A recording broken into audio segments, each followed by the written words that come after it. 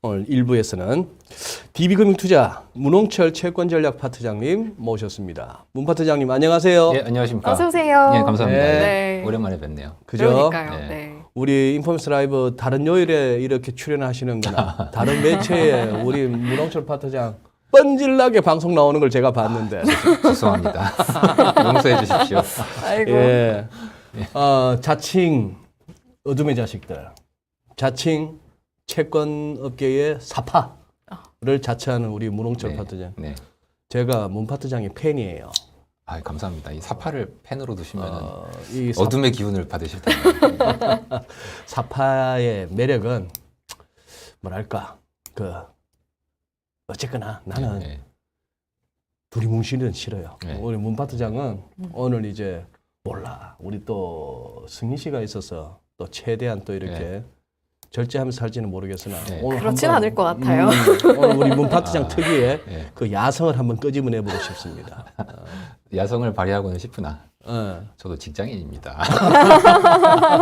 직장인이다. 할 말 안 할 말이 있어요.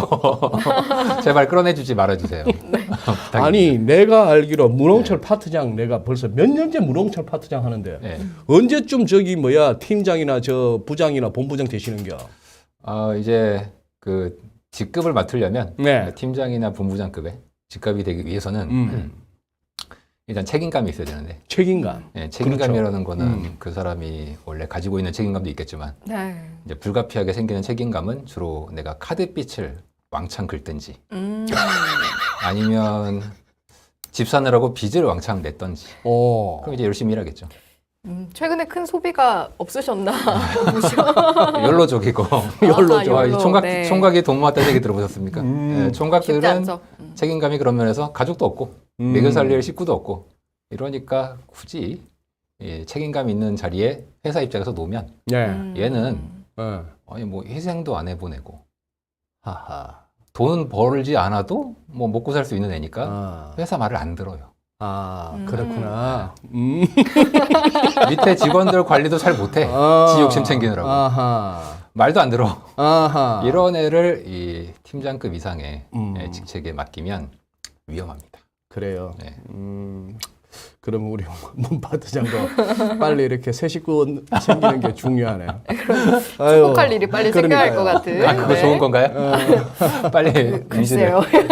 인지를 만들어야 되겠네. 사실 요즘은 이렇게 뭐 방송을 하면서 참 웃는 것도 부담스러울 네. 최근 장세를 맞아요. 겪었습니다. 네. 근데 저는 솔직히 고백하자면은 특히 이 화요일 이 저녁 시간은 저한테는 힐링의 시간인 게 제가 개인적으로는 일요일 오후부터 해서 월화 저녁까지가 굉장히 바빠요. 일주일 중에. 네. 뭐 사실 저는 뭐 화요일 한 서너 시 되면 굉장히 피곤해지는데 네. 인포맥스 와서 이렇게 하다 보면은 진짜 저는 힐링 되어 갑니다. 더군다나 성희 씨의 역할이 큰 게 네. 성희 씨 없었으면 또 제 성질 못 죽이고 또 버럭버럭 걷다가 막 벌개져서 막 집에 가고 이러는데 네. 아유, 아닙니다. 이게 완화시켜주는 작용이 있는 그게 거죠. 좋아요. 이게 그 글로벌리 관련돼서 연구 자료가 있는데 네. 지금 전 세계적으로 혼인율이 많이 떨어지고 있다고 하거든요. 그래요? 뭐 사실 한국만- 우리 주변에 봐도 그렇죠. 한국만 그런 게 아니라 지금 전 세계적으로 그런 현상이 벌어지고 있는데 네. 그것이 이제 20대 남성들의, 20, 30대 남성들의 공격성을 높이는 작용. 위험한 발언인가요? 맞아요. 갑자기 많은 생각이 스치고 지나갔어요. 와. 죄송해요. 그 20, 30대 남성분들 정말 죄송합니다. 제가 뭐 하려고 할 얘기는 아닌데. 인포맥스의 공식적인 의견은 아닙니다, 여러분. 이게 연구 결과 그런 게 있다고 네네. 하니까. 예. 있다고 하더라. 네, 있다고 하더라. 네네. 제 얘기는 선생님의 의견도 아니고요. 얼굴 너무 빨개진 것 같은데. 네네네. 당황스럽습니다. 근데 지금 우선 채권 시장 말이에요. 네. 우리 문 파트장께서 중심적으로 보시는 게 채권 쪽이고 환율도 같이 보고 하시는데 네. 지금 솔직히 시장 분위기 어때요? 뭐 채권은 망했습니다. 망했어요. 네, 거의 망한 상황이고 특히 한국은 더 망한 상태. 어, 미국 채금리도 뭐 오르면서 뭐 금리가 상황상 안 좋아 보이지만 네. 한국은 사실은 이제 금리가 오르면 가격은 싸진 건데 누군가 매수 주체가 있어야 되지 않습니까? 가령 미국채 같은 경우에는 다양한 시장 참여자들이 있고 네. 뭐 중앙은행도 사주고 뭐 유럽도 그렇고요. 그래서 다양한 사람들이 치고받고 하면서 매수매도를 하는데 지금 국내에서는 다들 매도하느라고 정신이 없고 특히 이제 국채 시장은 그나마 낫고요. 우리가 이제 크레딧물이라고 하는 회사채 아, 그리고 이제 공사채 예. 이런 데는 서로 지금 못 팔아서 안달인. 아, 근데 받아줄 데가 잘 없구나. 받아줄 데가 없으면 얘는 유동성이 없기 때문에 네. 거의 이제 똥값에 팔아야 되거든요. 음. 근데 이게 뭐 기업이 망할 것도 아닌데 예. 얘를 그렇게 낮게 팔기가 너무 아까운 거야. 사실 그 어떻게 보면 이제 시장 가격으로 이제 평가를 하다 보니까 생기는 문제인데 예. 뭐 국채든 크레딧물이든 간에 만기 때까지 부도가 안 난다면 들고 가면은 네. 괜찮잖아요. 그게 바로 개인과 기관 어떤 금융기관 간의 가장 큰 관점의 차이입니다. 관점의 차이. 예, 대표적으로 최근에 이제 한국전력이 발행했던 채권들이 네. 굉장히 안 좋은 가격에 한전에서. 예, 높은 금리에 이제 발행이 많이 됐거든요. 네. 워낙에 이제 적자가 많이 나니까. 음. 그런데 이제 기관에서는 아니 이거 괜히 이거 샀다가 나중에 전기요금 못 올리고 하면 그럼 가격이 더 떨어질 거잖아요. 물론 한국전이 망할 거라고 생각하는 사람 없습니다. 그렇지, 그렇죠. 물론 부도는 당연히 안 날 건데 괜히 샀다가 가격이 떨어지면 자기 펀드나 자기 실적은 떨어질 거고 그럼 윗사람이 뭐라고 할 거잖아요. 아니 내가 괜찮아. 내가 뭐 부도 안 나고 갖고 있으면 상관없는데 이제 윗사람이 뭐라고 하니까 그거에 대해서 살 수가 없는 평가를 계속 받으니까 그랬는데 정작 이 지점 증권사 지점에서는 이 한전 채권을 가져가려는 부자들의 손길이 엄청나게 이어져서 한전 채권을 뭐 3.5%, 뭐 3% 초중반. 근데 이제 시장 가격은 그보다 훨씬 높게 걸려야 되거든요. 싸게. 네. 근데 리테일이나 이런 지점에서 사시는 고객들은 가령 한전채가 3.5%예요. 너무 좋은 거야. 어차피 한전이 부도난다고 생각하는 분은 없으니까. 그거 사다가 그냥 뭐 3년 쟁여놓으면 매년 요즘 3.5% 주는 최우량 채권이 없죠. 그렇죠. 그러면 그거 계속 가지고 있다가 뭐 이 사람들은 평가도 안 하죠. 그렇죠. 어차피 한전이 부도만 안 나면 3년 후에 원금이랑 이자 받고 퉁치면 되니까. 그러다 보니까 이 기관들은 못 사고요. 요 지점에 계신 돈 많으신 분들만 돈을 이제 약간 싸게 나온 우량 채권을 헐값에 사서 돈을 벌고 계십니다. 뭐 대충 짐작은 됩니다. 예를 들어서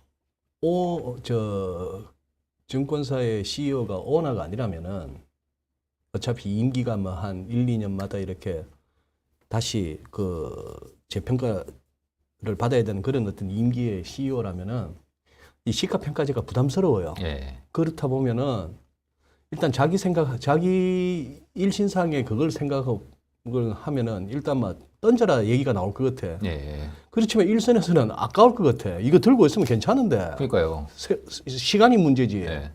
그나마 이제 옛날의 회계 기준에서는 네. 평가를 안 하는 계정이 있었습니다.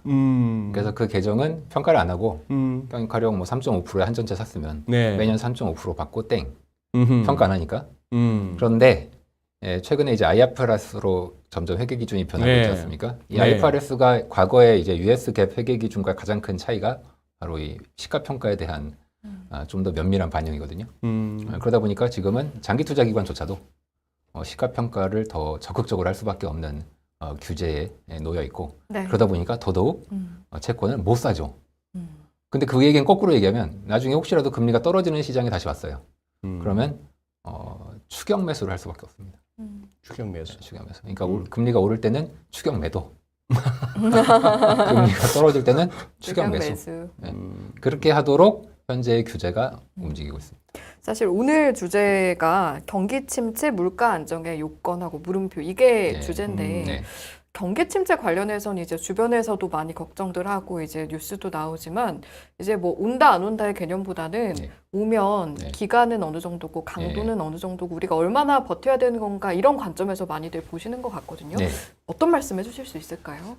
이게 침체를 거의 기정사실화하고 얘기하는 건가요? 그냥 그 저의 소견, 그냥 주변의 소견, 어둠의- 유고맥스의 공식 소견은 아닙니다. 저한테 어둠의 얘기해 주신 자식이 것 나오니까 같은데. 그냥 우리 성희 씨도 어둠의 딸이 되는구나. 경기 침체 왔네. 벌써 온 건 아니고요. 온 건 아니고. 그렇다더라 주변에서 네. 시각이요. 그럼 주변에서 혹시 침체는 언제 온다고 보통 얘기를 많이 하시나요? 주변 의견은 뭐 그냥 예. 비전문가의 입장에서 네. 너무 힘드니까 하는 네. 하소연이고요. 네. 이제 파 차장님께서 그 전문가로서의 소견을 말씀해 주시면 될 것 같습니다. 저희 입장에서는 사실 가장 중요한 게 이제 시점. 시점. 언제 올 거냐. 네. 음. 그 시점을 많이들 이제 물어보시기도 하고 저희도 이제 보고 있는데 일단 제 얘기 말고 이 채권 시장에서 보고 있는 미국 중심의 왜냐하면 미국이 침체 빠지면 뭐 다른 나라 다 빠질 거니까요. 그렇다 봐야죠. 그 시기를 채권 시장에서는 언제로 보고 있냐면 이제 채권 시장에서는 미래에 연준의 기준금리가 어느 시점 미래에 어디에 가 있을 거다라는 걸 미리 베팅하거든요. 이제 그거를 우리가 이제 미래 시점을 쭉 그려보면 대략 내년 초까지 3.5에서 4% 사이까지 올렸다가 현재 1.75입니다. 그 이후에 인하로 돼 있습니다. 시장에서 프라이싱은 시장의 가격 반영은 네. 인하 시점은 대략 내년 2분기로 돼 있어요. 그 얘기는 금리 인하를 했다는 얘기는 침체가 왔든지 뭐 보통 침체랑 같이 오는 게 이제 위기죠. 그러니까 위기가 같이 와서 내년 2분기에는 온다. 망한다. 라고 반영이 돼 있어요. 저희 오늘 방송 어떻게 되는 거예요? 아니, 블랙홀 그리고 속으로 흘러 들어가는. 그리고 제가 이걸 지금 듣고 네네. 웃는다 제가. 참. 근데 이거 웃어도 됩니다. 왜냐면 침체가 와야 주가가 오릅니다. 진짜 역설적인. 어제 지난주도 네. 그렇지만 미국 증시 하루하루 움직인 거 보세요. 미국 지표가 좋으면 떨어져. 주가가. 지표가 나쁘면 얼씨구나. 올라. 도대체 왜 그러는 거예요? 그러니까 왜 이게 그런 사람이 겁니까? 네. 사람이 이제 막 늙었어요. 네. 기본적으로 늙어서 이제 막 죽어가고 있는 상황이야. 뭐 약도 없어요. 네. 그냥 이제 그대로 이제 쭉 늙은 상태로 이제 계속 가는 건데 이제 얘 좀 어떻게 좀 달려보게 하겠다. 혹은 좀 힘 좀 내보게 하겠다. 그러면 할 수 있는 방법은 뭐 아드레날린이나 뭔가 약물을 주입을 하는 방법이 있겠죠. 네. 뽕을 이제 한번 이제 주입을 하는 건데 예. 그 뽕이 이제 이 경제에서는 연준의 혹은 중앙은행의 양적 완화라고 얘기할 수 있겠죠. 뻥. 뻥. 네. 저희 오늘 방송 괜찮은 거죠? 괜찮다 봐야죠. 그래서 그 뽕을 예. 안 준대. 그러면 이제 몸이 막 실망하는 거야. 마약에 취해겠어가지고 금단 현상이 오는 거죠. 지금 뽕 빨리 달라고 이러고 있는데 몸은 지금 막 죽어가고 있어요. 왜냐하면 그동안 뽕을 너무 많이 맞았어. 정부가 쓰는 돈에다가 정부 뽕이죠. 약물로 가시죠. 네, 약물 치료로 가시죠. 주는 뽕. 이 두 개의 약물을 같이 맞은 거예요. 그러니까 이게 그 마약에서도 그 두 개를 한꺼번에 맞으면은 굉장히 그 효과가 배가 되는 약물들이 있다고. 제가 약물은 잘 모르지만 라고 있다고 하더라고요. 오해삽니다. 그래서 두 저 개를 친구 다 야간하시고. 맞는 경우가 지금까지 맞았는데 네. 지금 둘 다 안 주고 있는 거예요. 그러면 이제 몸이 계속 이제 죽어가겠죠. 그러니까 이럴 때 갑자기 그 뽕 둘 다 이제 정부 뽕, 그 연준의 뽕, 이 두 개를 다 빼가니까 네. 이 약 기운이 떨어지면은 사람이 이제 안 좋을 수밖에 없지 않습니까? 예. 네. 네, 그런데 거기서 내가 이제 의사가 와가지고 안 맞아도 되겠네, 몸 괜찮네 이러면 더 실망하겠죠. 그래서 몸이 더 안 좋아져.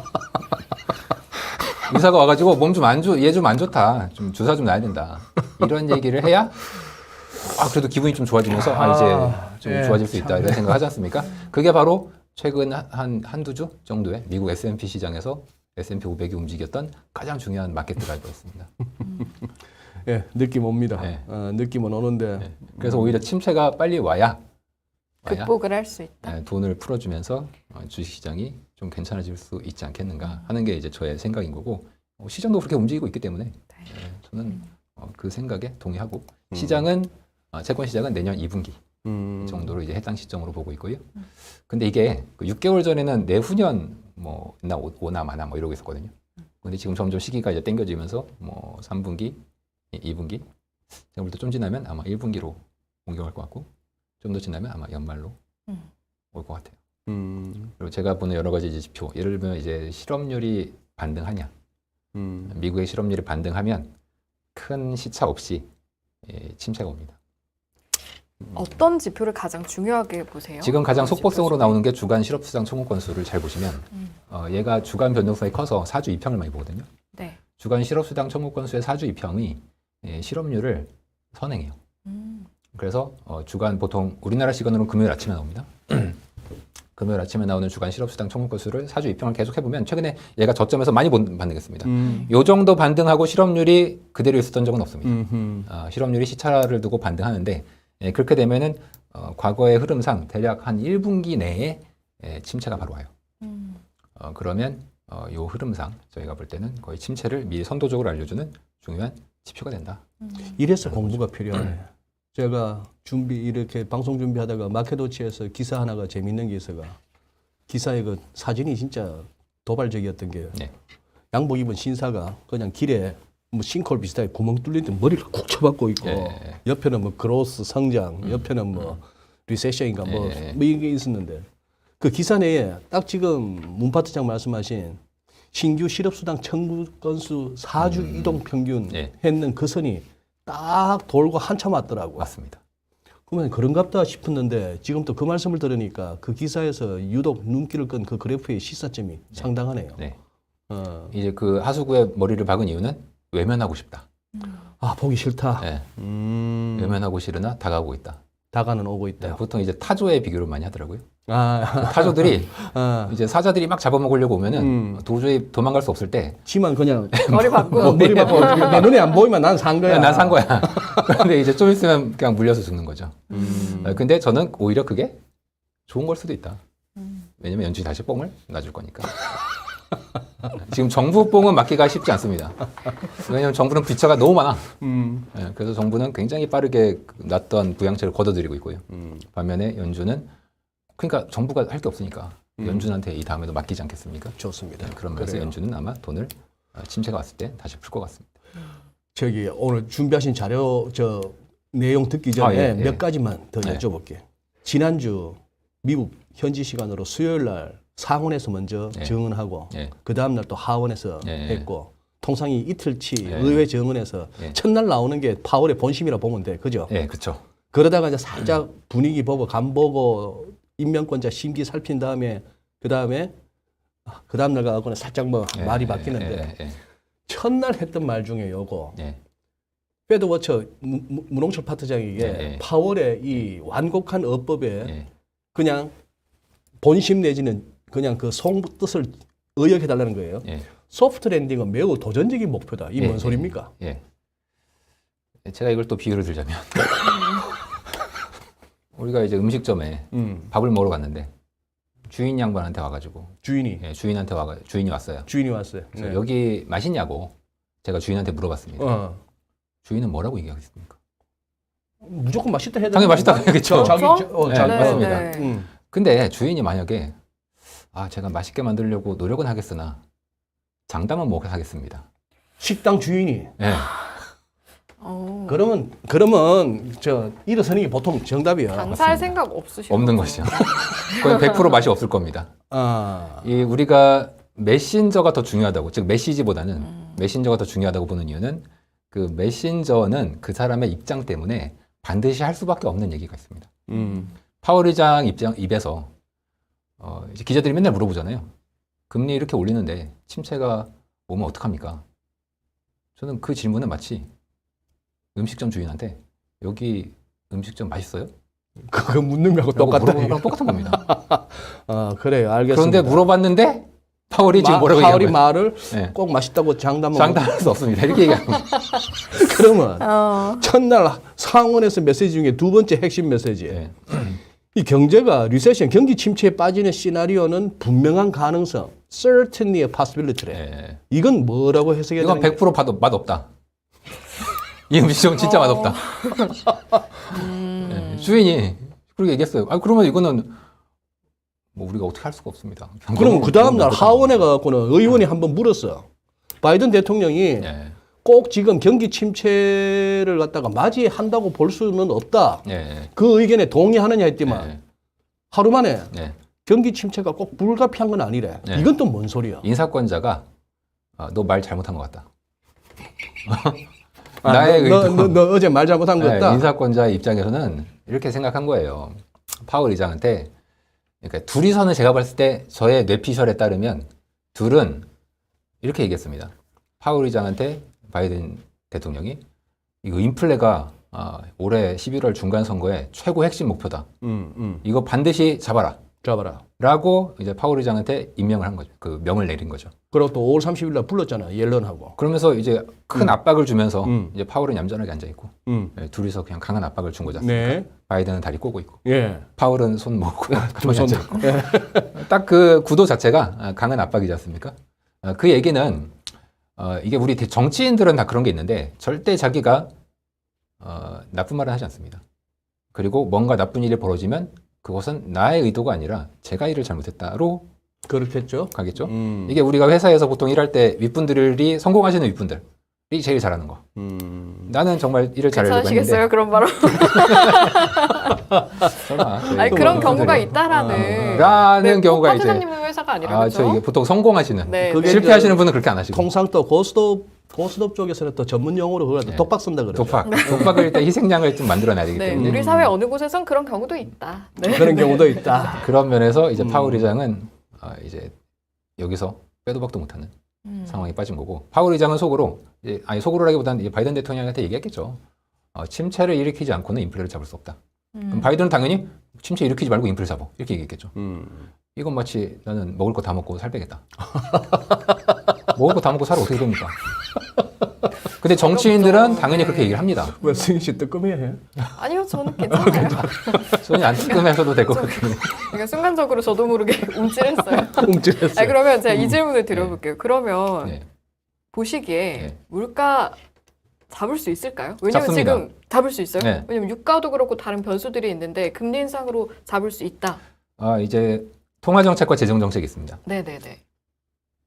두 가지 뽕 아까 말씀드린 거. 두 통화뽕, 가지 재정뽕. 약물. 두 가지 약물. 두 가지 두 약물. 가지 약물이 있습니다. 연준에서 주는 약물과 네네. 작년에 정부에서 주는 약물 둘 다 맞았습니다. 둘 다 코로나 정부와 때. 연준에서. 자, 그리고 제가 둘을 구분해서 말씀드릴게요. 통화 정책과 재정 정책. 네. 자, 통화 정책 지난 12년 동안 했죠. 12년 동안 2008년부터 했지. 네. 네. 인플레 왔습니까? 안 안 왔습니다. 안 왔습니다. 안 왔습니다. 그리고 통화 정책으로 보통 우리가 설명할 때 통화 정책은 마치 나무 토막을 끈에 달고 있는 것 같다. 나무 토막을 끌 수는 있어요. 끈에 달았으면. 하지만 끈으로는 나무 토막을 밀 수 없습니다. 이 나무 토막은 인플레이션입니다. 아하. 즉 통화 정책으로 인플레이션을 일으킬 수는 없으나 디플레이션을 일으킬 수 있습니다. 통화 정책으로 디플레이션을 일으킬 수는 있고 인플레이션은 못 일으킨다? 예. 아하, 그래요. 그게 바로 이제 팬데믹 전까지 많이들 받아들여졌던 통화 정책. 왜냐하면 통화 정책 하도 돈을 뿌렸는데도 인플레가 안 오잖아요. 그런데 통화 정책을 긴축하면 그냥 발작이 나는 거예요. 우리가 몇 번 겪었지 않습니까? 그래서 이 통화 정책이라는 게 인플레는 못 일으키지만 디플레는 확실히 효과가 있다. 돈을 걷어들이면. 자, 근데 팬데믹 때 인플레가 왔습니다. 그러니까. 왜 왔죠? 글쎄. 통화 정책과 재정 정책을 썼는데 어. 재정 정책을 쓰니까 효과가 있는 겁니다. 아하. 그래서 제가 가장 의문인 건 왜 재정 정책이 이렇게 중요한데 인플레 얘기를 하면서 재정 정책 얘기를 안 하는 겁니다. 제가 그래서 가장 중요하게 보는 건 재정 정책입니다. 저희 고객들한테도 재정 정책을 봐야지 지금 연준이 금리 올리고 막 이게 중요하다. 네. 하지만 재정이 훨씬 중요하다. 그것보다 5배는 중요합니다. 통화 정책보다. 하지만 재정 정책을 얘기하시는 분이 없어요. 지금 미국 재정 어떻게 되시는지 알고 계십니까? 아무도 모릅니다. 얘기를 안 하니까. 글쎄. 네, 통화 정책만 아시잖아요. 시황에서 미국 재정 정책 얘기가 안 나왔어요. 전혀 안 나옵니다. 예. 저 같은 약간 이제 오타쿠들만. 얘기 좀 해주세요. 어떻게 돼가고 있어요? 그 미국은 현재 역사상 가장 빠른 속도로 빚을 갚고 있고 재정 적자를 축소하고 있습니다. 팬데믹 이전에 GDP 대비 재정 적자가 미국이 마이너스 4.6%였습니다. 네. 마이너스 4.6%. 마이너스 4.6이라니. 예, 그러니까 이제 적자가 GDP 대비해서 4.6%가 재정 적자가 네, GDP 대비 네, 적자 4.6%. 적자라서 마이너스 4.6. 사실 그때도 뭐 4.6이 적은 숫자는 아니었어요. 네. 그런데 이게 팬데믹을 지나면서 뭐 15%까지 떨어졌습니다. 그리고 현재 4월 기준으로 다시 마이너스 4.6%로 복귀했습니다. 그 과정이 왜 소개가 안 됐죠? 그동안 저희 인포맥스 라이브에서도 거의 다룬 기억이 없네. 소개는 이제 저처럼 뉴스를 막 오타쿠처럼 계속 파보는 사람들은 저는 재정에 관련된 거를 계속 이제 보는데 보통 관심 그래서 제가 의문이라는 거잖아요. 아니, 재정이- 어떻게 그렇게 재정 적자를 줄였어요? 그 짧은 기간에. 일단 이 재정 적자라는 거는 유량이기 때문에 그러니까 유량이라는 거는 플로우. 연간 적자가 얼마나냐 이거거든요. 네. 그러니까 작년 재작년에는 엄청난 빚을 냈죠. 그래요. 예, 빚을 내면 그 빚만큼의 재정 적자가 되는 겁니다. 어허. 근데 올해는 그렇게가 아니라 예. 그냥 평소대로만 빚을 냈어요. 음. 그러면 부채의 누적액, 그러니까 스탁, 우리가 이제 쌓여가는 이제 저량이라고 하는 것과 이게 증가하는 유량이 있지 않습니까? 그 팬데믹 기간에 얘가 팍팍 늘다가 다시 팬데믹이 끝난 지금에는 늘긴 늘었는데 다시 위기 이전과 비슷한 페이스로 늘고 있다. 네. 이 얘기입니다. 네. 네, 그렇게 해서 이 종근에 늘어난 거 이거 없어진 건 아니에요. 계속 빚은 있습니다.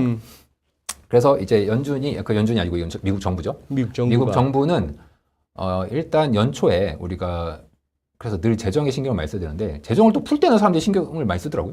작년에 뭐 부양책 썼다. 뭐 1.9조 달러. 뭐 연준이 뭐 지금 미국 정부가 돈을 엄청나게 쓰고 있다. 의회죠, 의회. 그래서 그때 신경 많이 쓰시다가 요즘은 얘기를 안 해. 글쎄. 왜냐하면 돈을 걷어들이고 있기 때문에 그렇습니다. 어허. 정말 중요한 건 재정을 걷어들일 때 뭘로 걷어들이냐면 세금으로 걷어들입니다. 그 세금으로 걷어들이는 방식이 현재 저희들은 이제 다른 지표를 보고 있는데 그 지표상으로 보면 일단 연초에 미국의 빌드백 베터 법안이 있었지 않습니까? 네. 통과가 안 됐죠. 아직 안 됐죠. 안 됐죠. 그거 통과됐으면 적자 더 커질 뻔했네. 그럼 인플레가 더 크게 왔을 겁니다.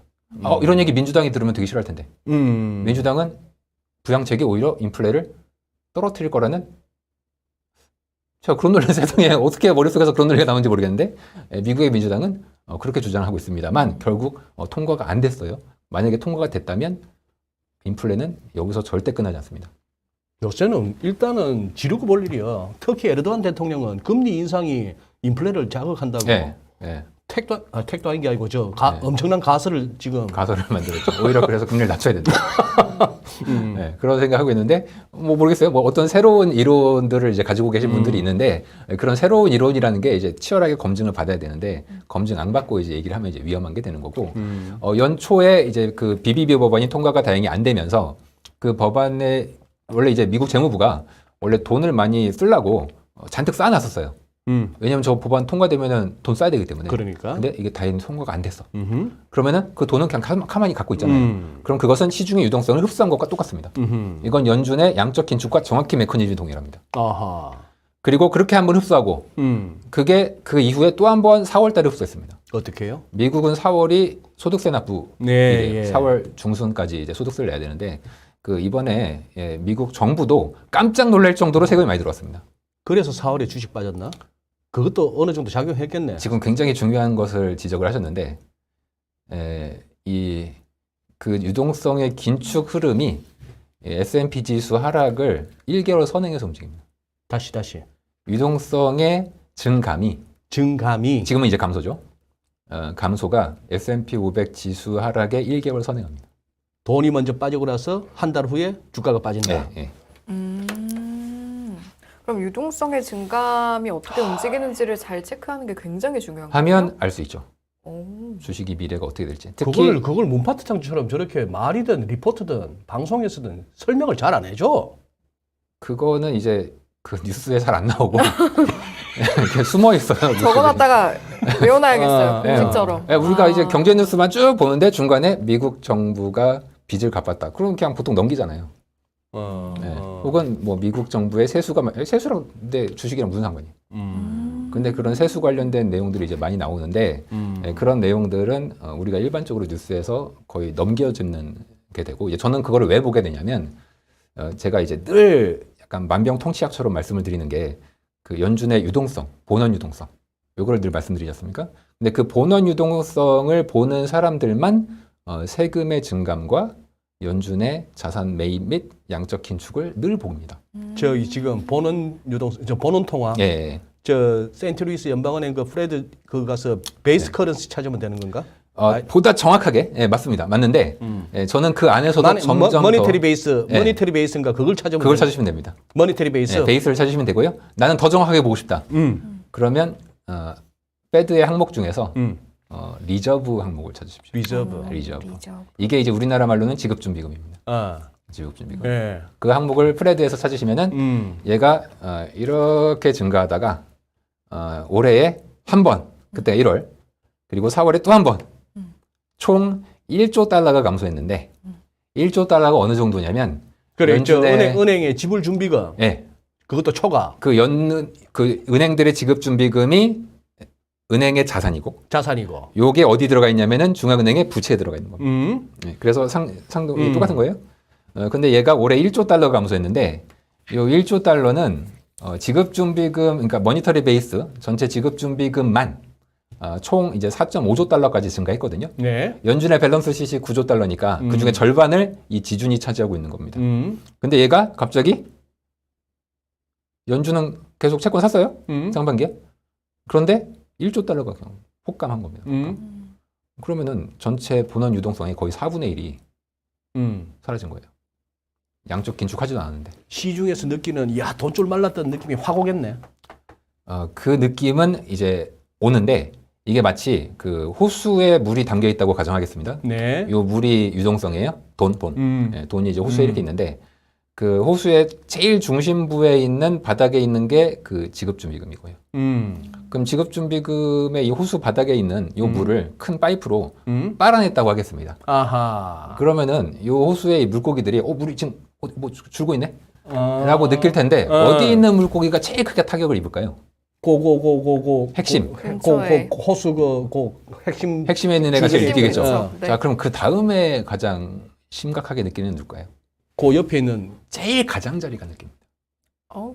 왜냐면은 바닥이 드러나기 때문에 물 자체가 사라지면서 바닥이 드러나면 거기 살던 물고기는 갑자기 땅바닥에 눕게 되면서 말라 죽어가는 거죠. 제일 가장자리. 아, 그렇겠네요. 유동성의 제일 가장자리를 어떻게 볼 수 있냐? 뭐 가장 위험한 자산 혹은 레버리지를 가장 강하게 내는 자산. 뭐 대표적으로 가상화폐나 주식. 네. 그리고 그 다음은 뭐 투자 등급 회사채, 뭐 하이힐드 혹은 부동산 이렇게 계속 타고 들어옵니다.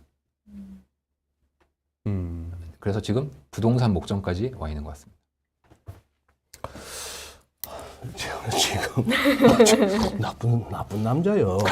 저런 얘기를 갖다가 지금 저 뽀한 얼굴로 마스크로 생글생글 웃으면서 죄송합니다.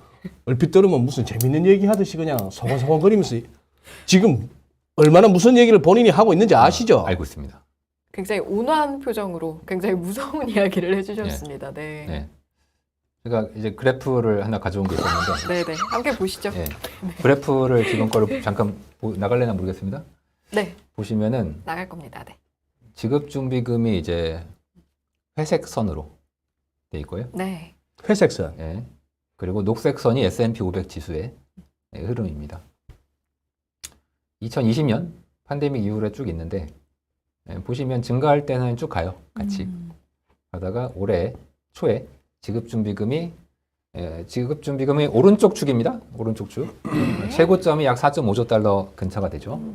거기에서 한번 꽝 하고 떨어지죠. 네. 그때가 작년 말 올해 초입니다. 왜 그때 떨어지냐면 우리나라도 그런데 보통 연말에 세금 한번 크게 내요. 네. 그래요. 그리고 연초에 세금 환급을 받습니다. 연말에 세금을 내고 예, 연초에 세금 환급 받는데 그때 그래서 세금이 많이 나가요. 음. 그 세금이 지준에서 빨려 들어간 거죠. 음. 그러다 보니까 긴축이 된 거죠. 네. 그리고 S&P 500이 정확히 한 달 후에 조정받습니다. 그래서 중간에 잠깐 한 2, 3월에 약간 늘어나요. 약간 늘어나요. S&P 500이 또 좋다구나 이러면서 약간 오르죠. 네. 그리고 좀 또 지나서 4월 달에 또 한번 대폭적으로 감소합니다. 이때가 이제 4월에 소득세 납부 시기이기 때문에 그런데 예. 올해 저만큼 많이 들어올 줄은 미국 정부도 몰랐습니다. 어허. 올해가 유독 세금이 많이 들어왔습니다. 유독. 원래. 네, 우리나라도 지금 초과세수가 많이 들어와서 2차 추경을 초과세수로 이제 한다고 했죠. 미국도 네. 지금 초과세수가 엄청나게 들어오고 있는 상황이고요. 예. 이건 곧 유동성을 빨아들인 건데 네. 역시 한 달 후 S&P 500이 큰 폭으로 조정을 받습니다. 네.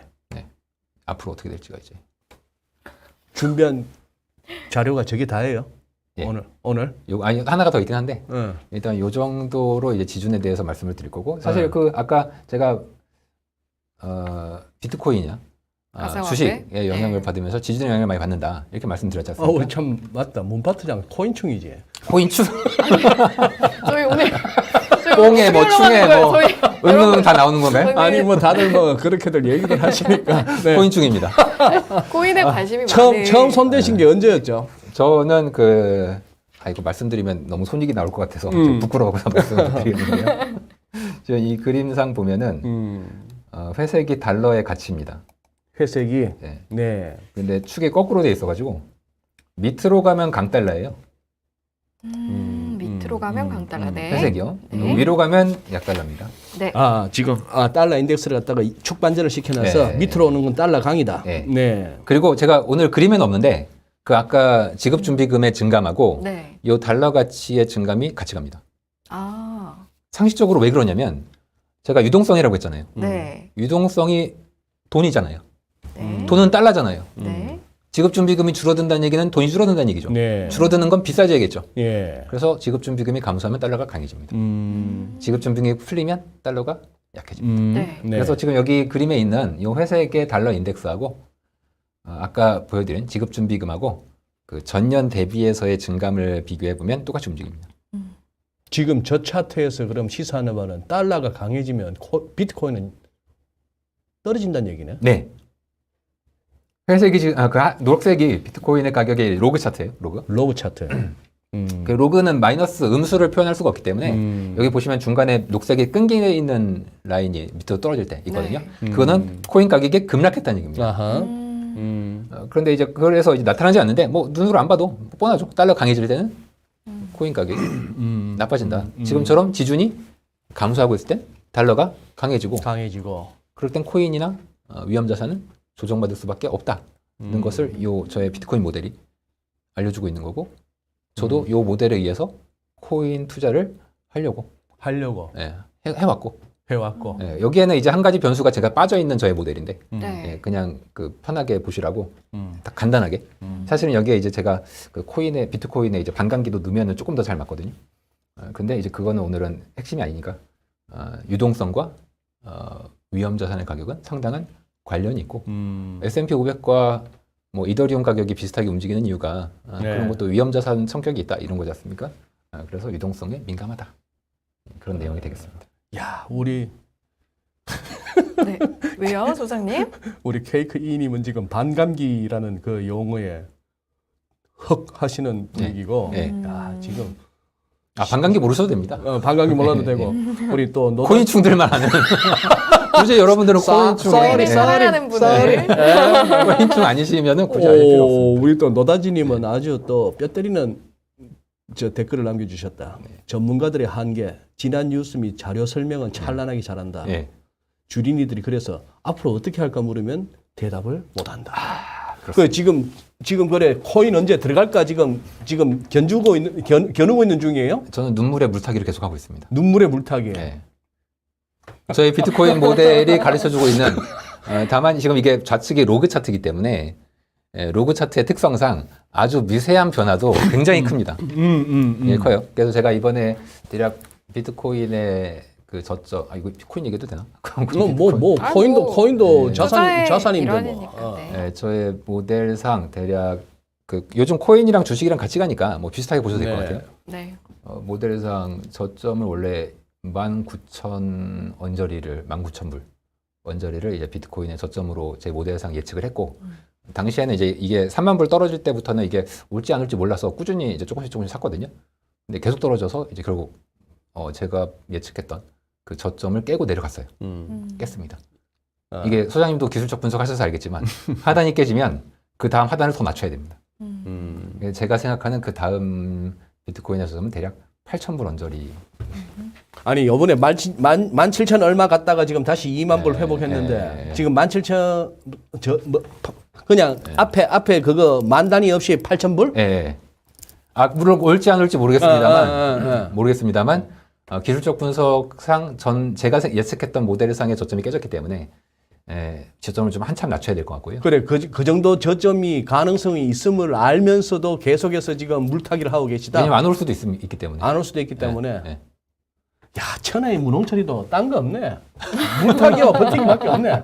워터링 앤 버터링. 이걸로 그냥, 제가 뭐 미래에서 온 사람이라면 저점을 알겠지만, 저도 미래를 모르기 때문에, 그렇다면 이제 두 가지 시나리오를 봐야죠. 하나는 8,000불이 정말 온다. 근데 하나는 안 걔가 올 수 있다. 뭔데 8,000불이나 해요? 비트코인이요? 그렇게 얘기하면 이제 저도 할 말이 없으십니다. 이렇게 얘기하면 이제 저는 소장님이 오르십니다라고 얘기를 합니다. 제가 잘못한 것 같아요. 아니, 오르십니다. 왜냐면 이제 찰리 먼거나 워렌 버핏도 이거는 사기다. 말이 안 된다. 이렇게 얘기하셨잖아요. 폰지지, 폰지. 그러니까요. 그렇게 얘기하셨기 때문에 그렇게 얘기하시는 분들이 많고 제가 주변 사람들한테 얘기해보면 대략 40살 전후로 해서 갈려요. 아, 그래요? 네, 40살을 넘어가신 분들은 되게 부정적으로 점점 가고 거의 4학년들부터 네. 4학년에 진학하고 나서부터는 부정적이고 부정적으로 가고 3학년까지는 긍정적으로 가다가 20대로 가면은 이거는 된다 쪽으로 가고 있습니다. 그래서 이렇게 딱 40살 전후로 해서 딱 갈리더라고요. 그렇군요. 네. 제 나이는 안 밝혀도 되겠죠? 네. 그냥 이렇게 말씀하신 것만으로 약간 다소 추측이 가능한. 약간 여기서 약간 나이에 대해서 약간의 페인트 모션, 페인트 모션이 들어온 것 같아. 아니, 제 나이를 속이려고? 아니, 나이를 속이려고. 다음 게 그냥 청년 아닙니까? 그냥. 네. 청년이네. 네네. 그래. 청년입니다. 저희 셋 모두 청년. 네. 네네. 나도 아직 뭐 가끔씩 와이프가 나보고 아락했었는데 애라고. 남자는 계속 안 돼. 갑자기 엄청 로맨틱한 이야기를 지금 제가 살짝 들은 것 같은데요. 네, 아들 낳으면 아가 2개 생겼다. 애가 애를 낳았다 그러죠. 철들지 않는 남자들. 그래요. 어쨌거나 오늘 상당히 의미 있는 강의를 하나 들었습니다. 다들 통화정책만 살피고 있는데 문파트장 보시기에 어떤 유동성 측면에서는 이 재정정책이 더 크다. 훨씬 중요합니다. 훨씬 중요하다. 네. 인플레가 잡힐 거라고 예상을 하는 이유가 바로 그것입니다. 인플레가 잡힐 것이라 본다. 네. 물론 시기는 잘 모르겠어요. 시기는 잘 모르겠으나. 그리고 이번에도 뭐 인플레가 좀 높게 나왔다고 얘기 많이 하시지 않습니까? 근데 제가 뜯어본 자료로는 저는 오히려 잡히는 중일 것 같다라는 확신을 더 얻었습니다. 잡힐 수 있겠다. 네, 6월 중순에 나왔던 인플레 지표가 높게 나오면서 연준이 이번에 75bp를 인상한 거고 네. 주식시장도 망가지고 채권 시장도 완전 망가졌거든요. 근데 저는 오히려 그 6월 중순에 발표됐던 5월 인플레 지표를 보고 오히려 잡힐 수 있겠는데 그런 생각을 했습니다. 그 전년비 8.5인가 8.6인가 예. 그거 보고 잡힐 수 있겠다. 예. 세부적으로 뜯어보면 이 상품들, 그러니까 공업품, 제조업 상품들 이런 상품들은 이미 올해 초부터 기여도가 계속 떨어지고 있습니다. 우리가 뭐 보통 뭐 중고차 뭐 이런 얘기 많이 했잖아요. 혹은 어떤 반도체 이런 얘기들 했는데 이게 다 가라앉고 있습니다. 그런데 왜 그렇게 올랐냐? 크게 이제 두 가지예요. 첫 번째가 서비스 쪽이 많이 올랐습니다. 그래서 사람들이 많이 생각한 게 물가지표의 70%가 서비스이기 때문에 네.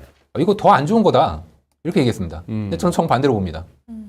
그 서비스 안에 70% 가까이가 거주비예요. 거주비의 거의 대부분은 렌트비입니다. 네. 렌트비는 집값에 후행하고요. 집값은 모기지 금리에 후행합니다. 즉 모기지 금리가 먼저 가고 그 다음에 집값 가고 렌트비 가고 얘네들은 모기지 금리에 이 서비스의 특징이 금리에 직방으로 반응합니다. 서비스의 특징이 그래요. 네. 예를 들어서 상품은 그렇지 않아요. 왜냐하면 우리가 금리 올린다고 수요는 줄겠죠. 하지만 금리 올린다고 공급망이 해소되는 거 아니잖아요. 그래서 상품 가격 오르는 게 굉장히 무서운 겁니다. 왜냐하면 금리로 해결이 안 될 수가 있기 때문에. 하지만 서비스는 금리 올리면 바로 영향받습니다. 오케이. 지금 중요한 말씀을 하셨어요. 지난 5월 CPI를 보고 그게 어떻게 보면 우리가 5, 6월에 미국이나 우리나 글로벌 증시가 좀 한번 뭐 자유낙하는 계기가 됐는데 네. 오히려 문파트장께서는 거기서 인플레가 잡힐 희망을 보셨다. 희망을 봤습니다. 오케이. 단 변수가 에너지. 유가. 유가는 제가 딱히 말씀을 잘 안 드립니다. 불확실성이 크죠. 네. 그 약간 또 정치적인 변수가 있고. 네. 그러면은 지난주 금요일 날 네. 뉴욕 증시가 급등을 했는데 그날 우리 시청자분들이 뭐 그 대목에서 이렇게 의아스럽다 싶으신 분도 있고 그냥 지나쳤을 분들도 적지 않으신데 네. 우리가 거의 매달 한 번씩 접하는 미시간대 소비자 태도지수 그거 뭐 당연하잖아. 네. 매월 첫날은 ISM 제조업지수, 네. 매월 첫 주 금요일 날은 고용지표 난방, 네. 뭐 조금 지나다 보면 CPI 같은 거 CPI 나오고 나오고. 뭐 이래 되는데 소비자 태도지수라고도 들어봤어. 이번 주는 PC. 그런데 이번 주는 또 이제 PC 네. 물가지표가 지난주는 나오는데 미시간대 그거 갖고 시장이 올랐다 했는데 미시간대 소비자 태도지수는 사상 최저치야. 네. 저는 58.3과 3에서 50으로 뚝 떨어졌는데 너무 좋은 거 아닙니까? 소비자들이 자신감을 뚝 잃었는데 좋은 거다. 그렇죠. 금리를 못 올릴 거니까. 못 올릴 거니까. 네. 그런데 시황에서는 뉴욕발 시황에서는 또 그날 네. 그 전에 나왔던 2월 FOMC 며칠 전에 나왔던 그 예비치 12개월 네. 인플레이션 기대치가 네. 5.4에서 요번에 확정치가 5.3 꼴랑 0.1%. 그게 이제 핵심이었죠. 그리고 또 무슨 5년짜리 기대 인플레이션이 3.3에서 3.1%로. 네. 아, 이것 때문에 시장이 네. 확 올랐다. 네. 말 돼요? 말됩니다. 저 눈 반짝 하는 거 봐.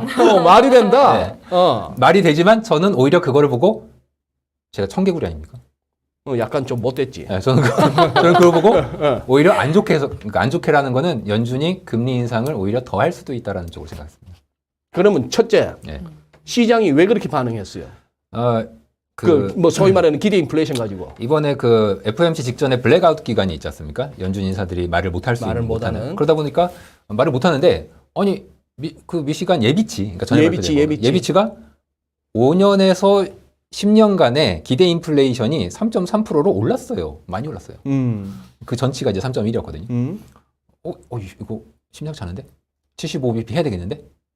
근데 블랙아웃이니까 어쩔 수 없지 않습니까? 그래서 그 월스트리트 기자한테 얘기해서 이거 좀 흘려봐. 아, 그거. 네.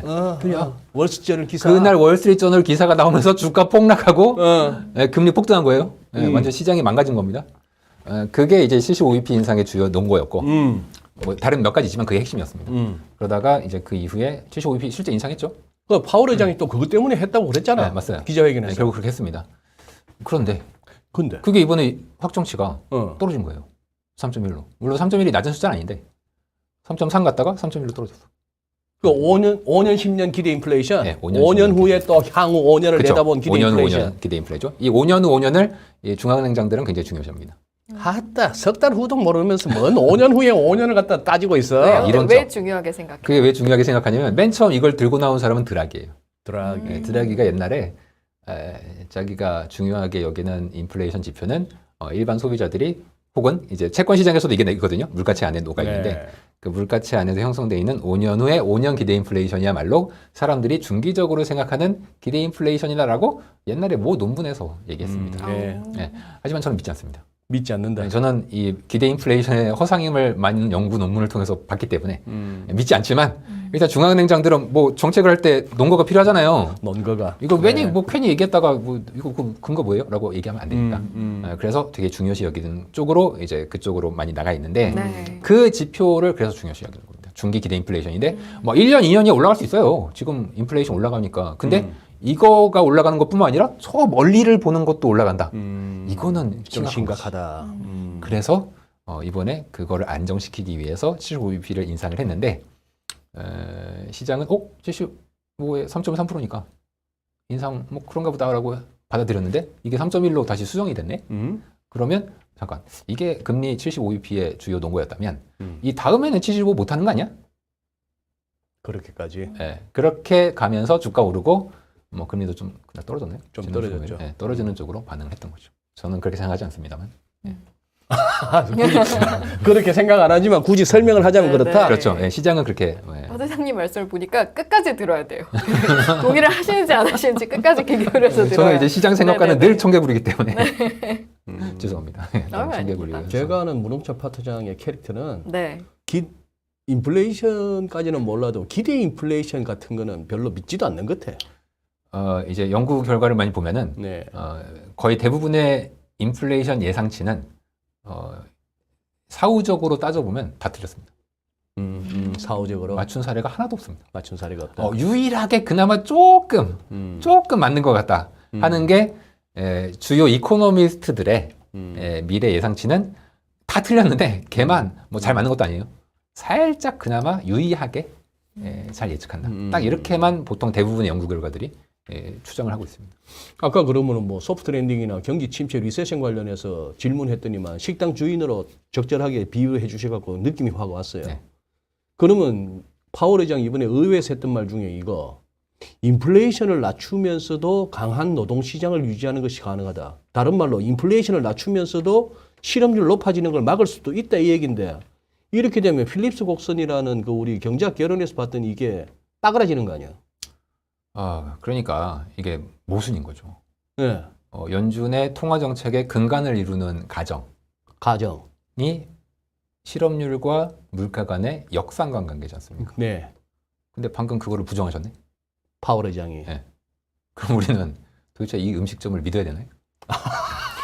음식점으로 다시 돌아왔습니다. 소금을 넣되 안 짜게 만들 수 있다. 소금을 어떻게 그 음식점을 믿을 수가 있죠? 그러네. 소금 우리가 거기 소금은 넣는데 안 짜. 핵심 재료는 빼놓고 맛있게 만들 수 있다. 어렵죠.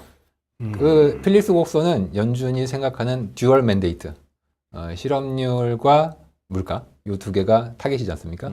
그거의 가장 근간을 이루는 기본 가정입니다. 오케이. 지금 그러면은 일단 막 궁금한 거 몇 개 하고 그다음 오늘 준비하셨다가 못 나온 얘기 들어보면 되겠는데. 자, 그러면은 네. 이번 6월 FOMC에서 그 제시한 점도표를 보나 그 뭐 표에 이렇게 연말에 연방 기준금리 3.4라고 딱 찍었는데 지금 분위기는 그러면 3.25에서 3.5 정도까지 간다는 얘기 아니에요, 연말에? 뭐 저는 사실 연준은? 그보다 좀 더 높게 갈 것으로 보고 있습니다. 시장에서는 그보다 더 높게 보는 거예요? 아니요, 시장은 연말에 대략 3% 초중반 그리고 내년 초까지 3% 중후반까지 인상 이렇게 수익률 곡선에는 반영이 되어 있습니다. 그러면은 얼추 3.5라고 합시다. 예. 3.5라고 했는데 지금 우리 한국은행이 1.75요. 예. 지금 이제 금통이 4번 남았어. 금리 네. 올릴 수 있는 금통이가. 네. 그러면 우리 지금 연말에 우리 한은은 금리 얼마 정도 가 있는 겁니까? 2.75 갈 것 같습니다. 2.75? 예, 50bp 한 번 생전 처음으로 인상하고 1.75에 50bp를 당장 7월 달에 50bp 하고 예. 그럼 2.25 되는 거 아니야? 그쵸. 그리고 거기다가 25bp씩 두 번 더. 25bp씩 세 번, 한 번. 예. 50bp 한 번 하고 25bp 3번 하면은 두 번. 2번? 예. 아니지. 50bp 한 번 하고 25 하면은 총 100bp가 올라가는 거니까 2.75까지 가는 거죠. 그러고 한 번은 쉬고 간다고? 일단은 쉴 것 같습니다. 한 번은 쉬고. 아까 그래서- 침체가 온다고 말씀드렸기 때문에 그 시나리오 하에서는 못 올리죠. 그러면 2.75. 네. 그러면 아예 이제 기준금리 차원에서도 이제 미국보다도 낮아지네. 연말 가면은. 이게 보통 금리 역전에 대해서 많은 시청자분들이 걱정을 많이 하시고 걱정 많이 했죠. 네. 맨날 기자들도 네, 뭐 정부냐 맞아요. 한국은행에 물어보잖아요. 네. 근데 이 기준금리 역전이 그렇게 새로운 현상은 절대 아니고요. 몇 번 경험했고. 미국이 늘 금리를 인상할 때는 마이너스 금리 차가 100bp 정도는 늘 납니다. 아하. 2018년에도 그랬고 2008년에 미국 금리 올릴 때도 마이너스 100bp가 났었어요. 이게 우연의 일치일 수도 있겠지만 저는 저 나름대로 그 이유에 대해서 한번 생각을 해봤습니다. 근데 가령 이런 거죠. 미국은 금리를 올려도 경제 활동의 전반이 장기 금리에 연동돼 있습니다. 가령 기업이 회사채 발행할 때도 뭐 10년 혹은 그 이상. 그리고 사람들이 부채를 내는 게 주로 집 살려고 하잖아요. 모기지 금리도 굉장히 장기 30년 모기지에 금리가 연동돼 있습니다. 그래서 기준금리를 아무리 세게 올려도 장기 금리가 반응을 안 하면 경제 활동에 바로 타격이 가지 않습니다. 한국은 기업들이 길게 발행해봐야 3년짜리예요. 사람들 다 변동금리에 연동돼 있잖아요. 이번에 한국은행도 금융안전보고서나 한국은행 총재도 단기금리 연동 대출이 너무 많아서 걱정된다라고 얘기했습니다. 굉장히 많습니다. 뭐 여기 고정금리로 받으시는 분들, 뭐 시청자분들이 그렇게 많지 않을 거예요. 그리고 심지어 고정금리라고 하는 것도 까보잖아요. 그러면 다 5년 연동입니다. 5년은 단기금리예요. 네. 단기금리. 그리고 대부분의 사람들은 다 3개월 코픽스에 연동돼 있습니다. 3개월 코픽스는 기준금리 올리면 바로 죽어요. 바로 죽어. 쫙쫙 올라갑니다. 그렇다면 한국은행은 절대 금리를 큰 폭으로 올리기가 어렵습니다. 어렵다. 바로 경제가 죽기 때문에. 사람들 지금 가계부채가 이렇게 많은데 그거 올리면 올리는 대로 그 이자 부담이 바로바로 전가가 되는 방향으로 이제 옮겨갈 거고요. 그래 되면은 미국이 연방기준금리가 우리 한국은행 기준금리보다 높아지는 시점 그 이후로는 그런 환율은 어찌 될 것 같아요?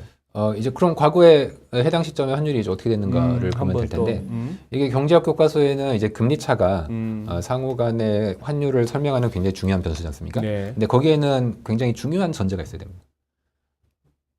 어떤 전제냐면 금리가 높은 나라의 채권에 더 많은 수요가 생긴다. 두 번째는 금리가 낮은 나라의 통화를 빌릴 수 있다.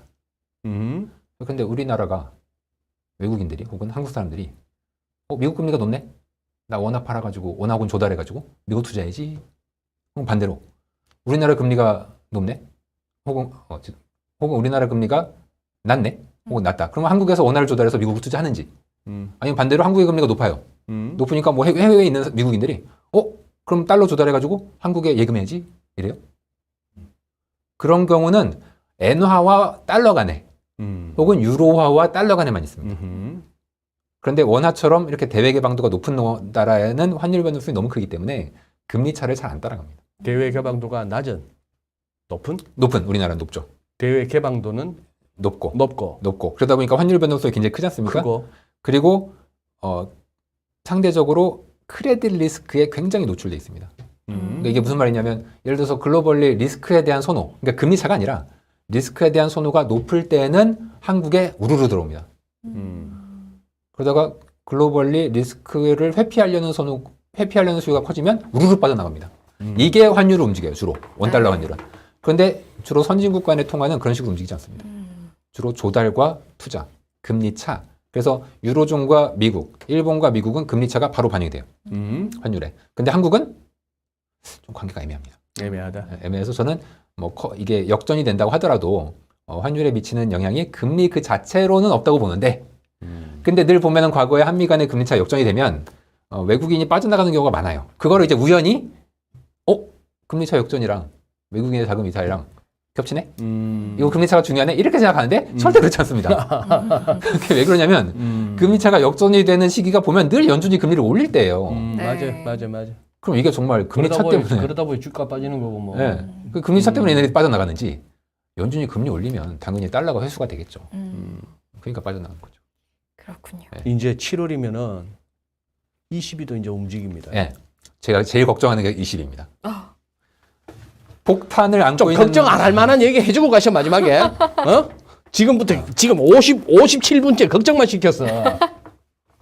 그래 20위 이야기 듣고 20위 얘기 듣고 마지막엔 제가 이제 걱정 없이 드릴 수 제일 있는 걱정은- 질문을 하나 드릴게요. 네, 제일 그렇게 걱정하는 게 마무리하시죠. 20위요. 왜? 네, 네, 아직 네. 본 게임이 안 들어갔는데 다음에 한번 다시 모셔야겠어요. 네.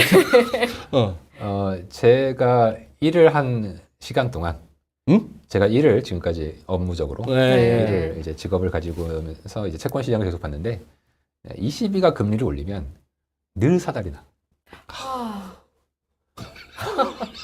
근데 올릴 것 같죠? 올리죠. 당연히 올리죠. 올려야 돼. 안 올리면 금리죠? 이상해져. 금리가 올리는 게 아니라 지금 아, 자산 매입도 참. 중단하잖아요. 제가 실질적으로 이제 최근 20년 동안 20위가 금리를 올렸던 적이 2008년 7월에 올렸습니다. 네. 리먼 망하기 2달 전에 올렸어요. 왜 하필 또 그때 올렸대요? 네, 그리고 2011년 유럽 재정 위기 터지기 직전에 올렸어요. 아, 그때군요. 너무 근데 앞전에 사례들이 아름답진 않네요. 네. 왜 아름답지 않을 수밖에 없냐면 펀더멘털이 닿는 수많은 나라들을 합쳐놨잖아요. 통화를 하나를 써. 금리를 하나를 써요. 뭐 금리를 하나를 쓰는 건 아니지만 통화를 하나를 써요. 보통 금리 차가 벌어지면 통화 가치로 조절이 돼야 되는데 얘네들은 그 기작이 없습니다. 통화가 통일돼 있기 때문에.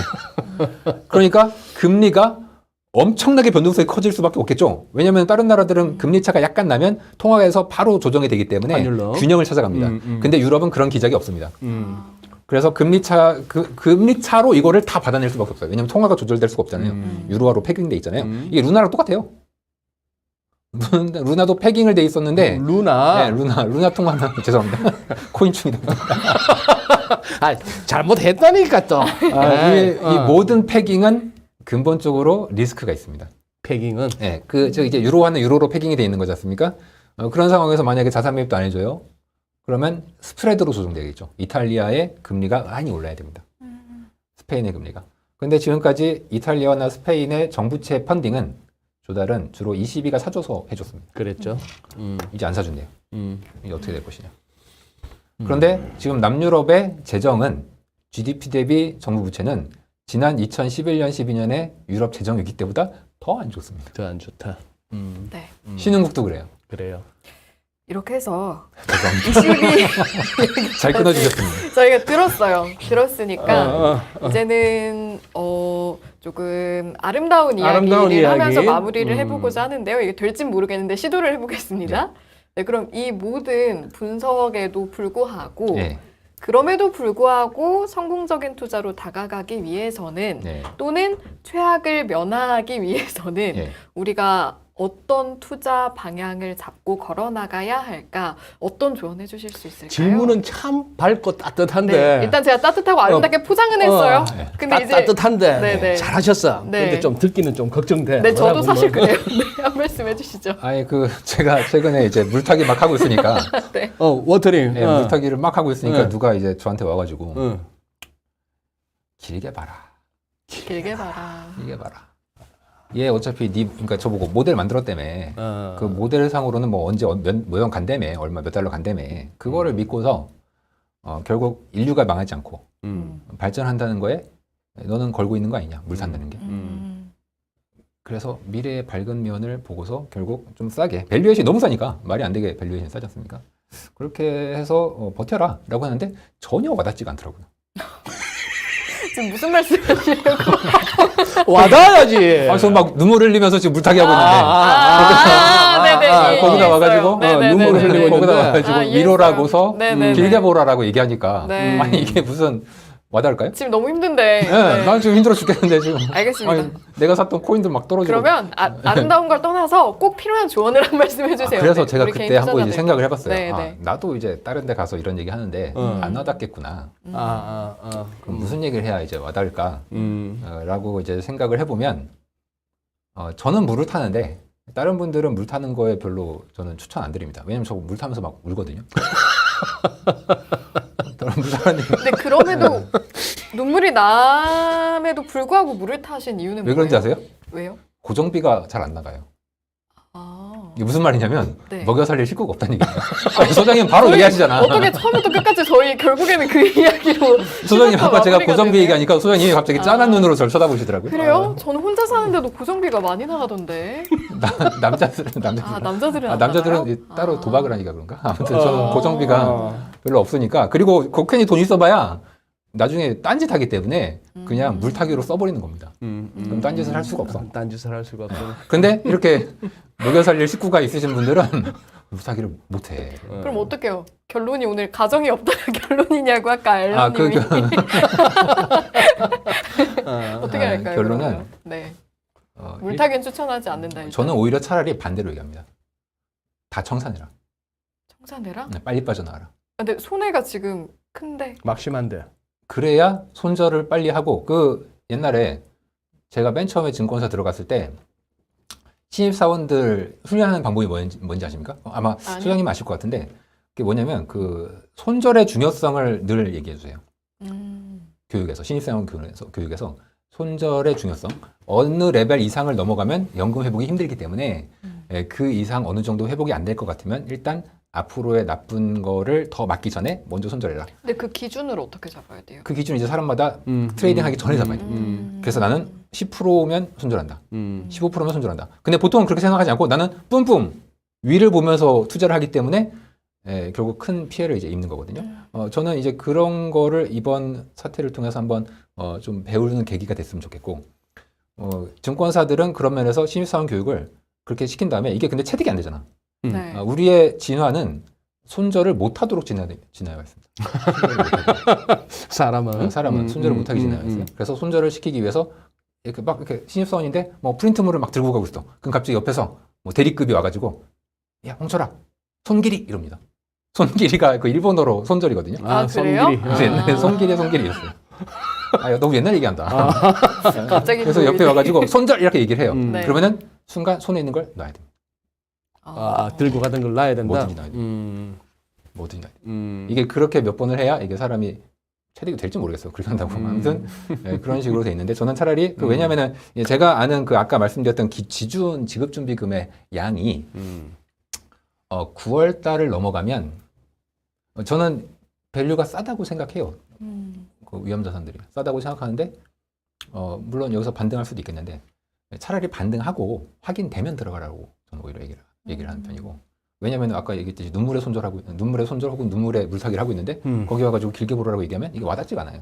그러니까 차라리 그냥 다 근데 지금 끝내버리고 뭐 길게 보라는 얘기도 문파트장이 안 와닿다 하지만 지금 네. 손절하는 것도 안 와닿는다 그러셔. 대부분 우리 손절이 더안 와닿는데. 손절이 더 반응이 아, 주린 입장에서 어떻게 해야 될지. 자, 그럼 아까 손절- 아까 미래를 보고 있잖아 했을 땐 따뜻했어 채팅방. 네. 근데 지금 손 그래요? 들어가니까 네, 나도 지금 그랬어요. 쎄해졌어. 아, 이분들이 그 경험을 좀 더 하셔야 되겠네.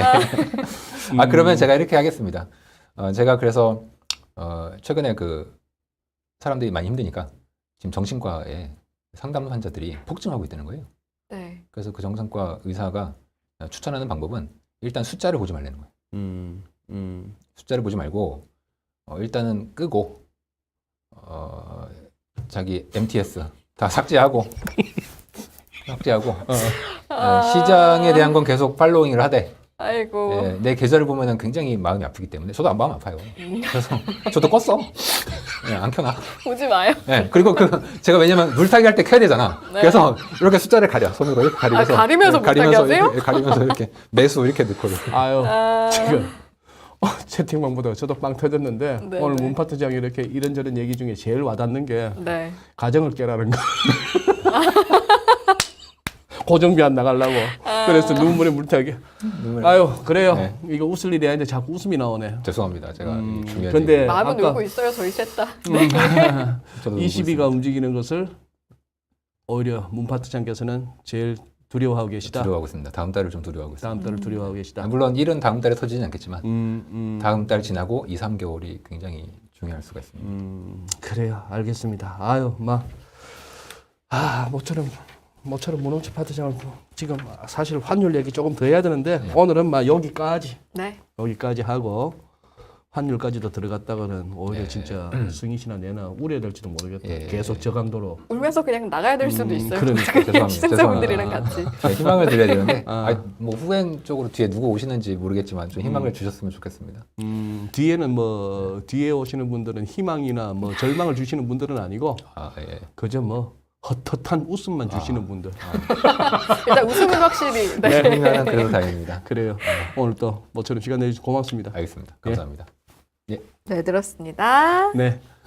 연합 인포메이스 라이브 6월 28일 화요일자 오늘 1부에서는 DB금융투자 문홍철 파트장과 채권시장 전반 흐름 살펴봤습니다. 잠시 자리